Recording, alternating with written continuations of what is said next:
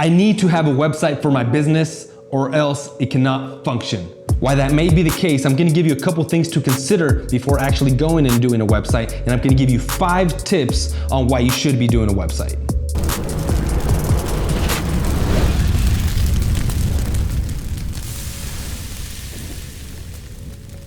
Hey, what's up guys? Monico here, back with Inceptions Media. So a big misconception a lot of small business owners have is that I need a website to be able to grow my business and be able to attract new clients. It depends why that might be the case, depending what your business is. First of all, financially, a website can cost you anywhere from $2,500 all the way to $10,000, depending what kind of business you're in, what industry you're in. One of the first things I do first when I sit down with the business owner is, like, we analyze, are you taking advantage of all the free stuff you possibly can? Like, are you putting, first of all, the sweat equity in there to try to get new people, you know?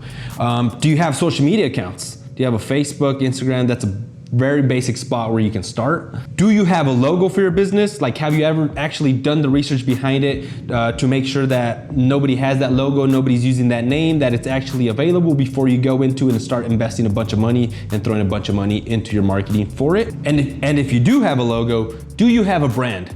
What does your name stand for? Can somebody see your logo and know exactly what you stand for and what you do? And one of the biggest ones that a lot of people don't even think of is, what content are we gonna be putting on this website? Do you have photos? Do you have videos?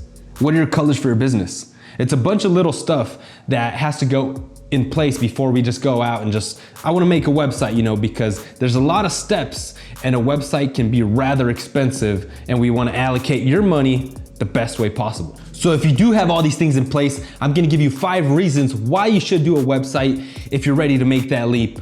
Number 1 is visibility. It just allows you to be everywhere. If nobody knows you, nobody pays you. So in 2017, the number was $425 billion that was in e-commerce revenue. In 2023, it's projected to be about $1 trillion. And in 2025, we're projected to be at $1,329 billion. Yes, that's billion with a B. So those are huge numbers. So if you're not online, that can take a big impact on your business, which brings us to number 2. It allows you to compete in the marketplace.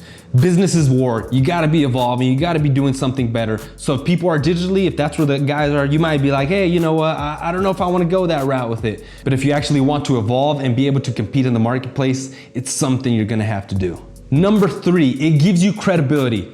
You know, say you're talking with the client potential, you know, and you're just kind of saying all this great stuff you can do, but then they hit you in that magical thing called Google and you don't come up. They cannot find you. They're gonna be like, whoa, it's gonna be a red flag, and they're gonna be like, I don't know if I want to, because they're not that legit. If they're not well vested into their business, are they gonna be well vested into me? And it can be a huge red flag for the consumer. Number 4, it allows you to show off your work.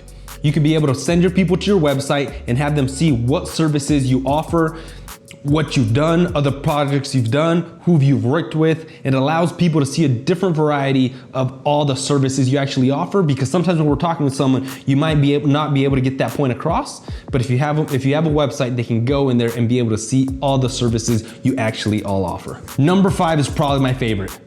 It allows you to work at all hours. It can be 12, it can be 1 in the morning, it can be 6 in the morning, whatever time it is, people can just go into your website and see all the work you do, all the services you offer, and be able to contact you and send you their contact information. So when you roll into the office or wherever business you have, you know, you already have some info. So it's pretty much, think of it as another person working for you and getting the word out there for you. So whichever way you wanna go, if you do wanna do one or if you wanna wait up, get a second opinion, always get a second opinion. And always, before you just pay somebody some big lump sum of cash, do some research on that person. Go on the internet, actually find some. If you're trying to have somebody do a web development for you and you can't find them online, oh, that might be a problem, you know, that might be a red flag to look out for. So it's the credibility, it loops back around, credibility, are they trustworthy? What are other people saying about them? Is it someone they can trust or not? Because when you're putting your business in someone else's hands, it can be very dangerous, and it's, at the end of the day, it's your face that's on it. Thanks for tuning in, guys. Make sure you hit that like and subscribe button and share it with one other person that you think that might need to hear this before they just throw a lot of money at one thing. We'll catch you guys on the next one.